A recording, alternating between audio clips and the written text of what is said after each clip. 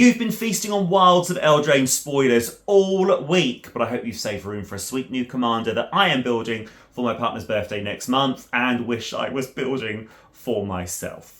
Brenard is a questionable baker, a human artificer who is a 3/3 for 4. Each creature you control that's a food or a golem gets +2/+2 and has trample, and whenever another non-token creature you control dies, you may exile it. If you do, create a token that's a copy of that creature, except it's a 1/1 food golem artifact creature in addition to its other types, and it has 2 tap, sacrifice this artifact, you gain 3 life.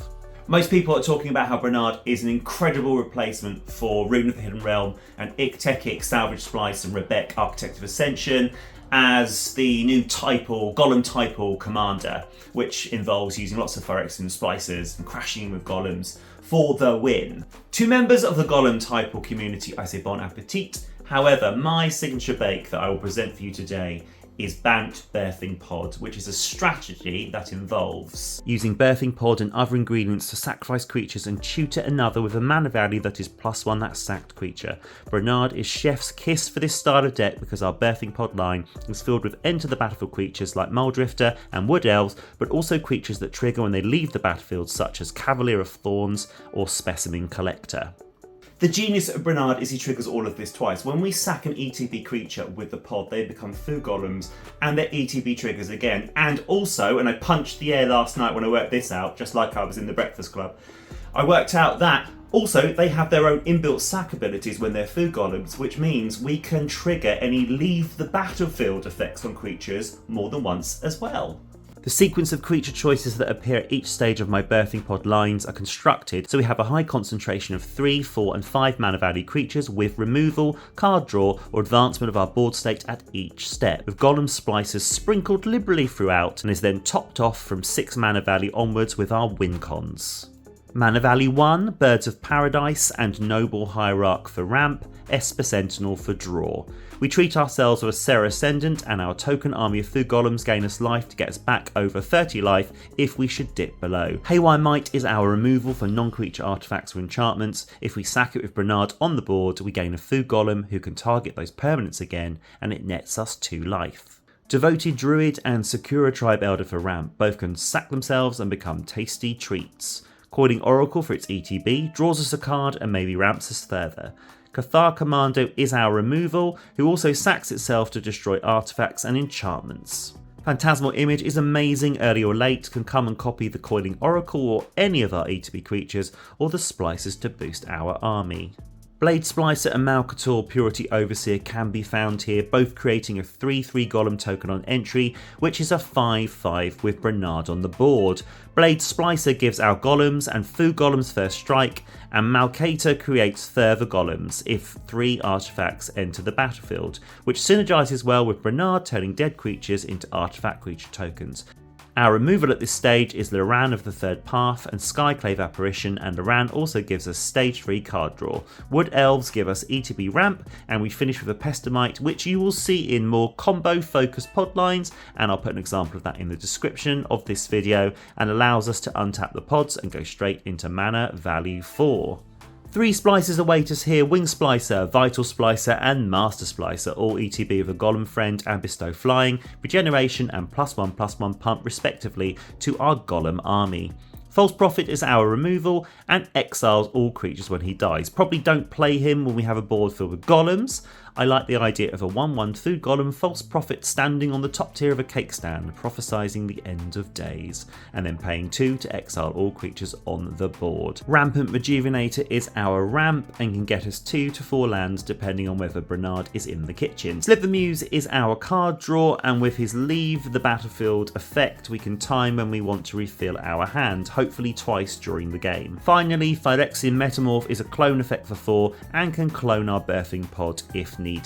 Ixodron and Acidic Slime are our removal at stage 5, slime leaving behind a Death Touch body after destroying artifacts, enchantments or lands, and Ixodron turning all non-token creatures face down into vanilla 2/2 creatures, including our opponent's commanders. Again, timing this so we aren't at a disadvantage is paramount, but works well with an army of golems and our commander entering the battlefield shortly after. Ictechic and Censor Splicer, ETBing with golems. Censor bestows vigilance, and Ictechic grows itself and the army with each food golem we munch through. Cut to your opponent saying crumbs. Muldrifter gives us card draw, and if we evoke it with Brenard out, we get 4 cards as evoke as a sacrifice effect. Finally, Cavalry of Thorns has an enter and leave effect, ramping and recurring, and Specimen Collector creates tokens on entry and creates a token copy of a golem for us on exit. Between you and me, I made this deck because I just wanted to play this card, Gruff Triplets. Pod into or cast them for an ETB, create 2 token copies of them. Those token copies retain the 6 mana value, so we can pod them away for our hard hitters in the mana value above. Sack Gruff Triplets to put a number of +1/+1 counters equal to its power on each creature you control called Gruff Triplets, which includes the food golem Gruff Triplets. You make from Brenard. Just stack the trigger so you make the food golem before you distribute the counters. The food golem Gruff Triplets has its own built-in sack to further distribute tokens, and the whole deck is built around sacking things. Honestly, this nerd was not ready for this much value. Alongside that, we have Kaiga the Tidestar and Archon of Valor's Reach. Kaiga's death trigger steals creatures which we control, and that means we can sack stolen creatures to make our own copies, and sacking Kaiga, becoming a food golem, who we can do it again. This is so good! I need to sit down. Archon is a stacks piece to defend us when we move into our final game plan, shutting down a spell type of our choice. Please, opponent, kill Archon so we can create a food golem. We can do that again. Even podding away Archon allows us to progress the plan and change up the spell denial. Does anyone have any Valium? I think I'm going to pass out. 2 splicers at mana value 7, Darksteel Splicer who gives our army indestructible and creates X golems where X is the number of opponents we have, and Maul Splicer who ETBs with 2 golems and gives all of them trample. Elish Norn, Grand Cenobite, decimates and weakens opposing forces while making ours +2/+2 more scary. The end game has arrived. At mana value 8, we have our glorious Craterhoof mono white finisher, Moonshaker Cavalry. Let's take our food golem, or just golem, army to the skies with flying and +X/+X, and rain down biscuit crumbs and gingerbread frosting like sugary comets upon the slack-jawed and outnumbered village folk who stopped by for cake but instead got a knuckle sandwich. And remember, it's an ETB. We can do it again if Brenard is out, as the food golem has the ETB. I need to lie down. I feel that metaphor might have got away from me somewhere, but you get the gist. And if you're enjoying my brand of being over-enthusiastic about Magic the Gathering, please like and subscribe. I'm the same age as the Professor, and my word, he's got a bit of a head start on me. Only 875,699 subscribers to go. But wait, there's a mana value 9 creature too, Triplicate Titan, a devastating 9/9 flyer itself who creates 3/3/3s upon death. When he dies and becomes a food golem, sacking him for 2 to gain life still creates 3 golems. Think of him as an instant army once we have made use of the Moonshaker Cavalry. This is all well and good until someone blows up our pod, which will inevitably happen because it's a huge amount of power. Don't expect to be sitting there casually working up the birthing pod chain. You may need to find that you see an opportunity to jump up the chain. That's when you cast your birthing pod, or one of the following 6 birthing pod effects, which act as redundancy when our original pod is in the bin. Primespeak of Anathar is birthing pod in creature form, and we can pod for her off of a 3 mana value creature, and Vivian on the Hunt has the birthing pod effect as her +2 planeswalker ability, alongside some token generation with tokens that have 0 mana value and can therefore be podded into Serra Ascendant or Esper Sentinel. Neoform and Eldritch Evolution are our 1-spot pod effects, with Eldritch Evolution jumping the curve by 2, and finally Yisan is our tutor that doesn't sack things but can scale upwards to the dizzying heights of our pod curve. And it wouldn't be an MTG Specs deck list without making the maths really difficult with the addition of Doubling Season, Anointed Procession and Parallel Lives to multiply golem tokens and really amp up those Gruff Triplets. With Doubling Season, Gruff Triplets goes bonkers, doubling the +1/+1 counters as we work through our sacks. This makes that combination of cards another win con in our deck. And we have a whole bunch of cards with token synergies to accompany our token game plan. Aven Wing Guide is our backup token takes to the skies card, which can again be podded into and then podded onwards to mana value 5, waiting in the graveyard to be embalmed around turn 6 and return if Brenard is too busy to turn his friends' corpses into cookies. Don't trust that friendly face, people. He's the universe's beyond Sweeney Todd universe within card. Jaheira turns all our tokens into mana dorks, incredibly powerful for just one line of text on a card. Then Song of the World Soul, Nesting Dovehawk and Rootborn defenses all give us populate.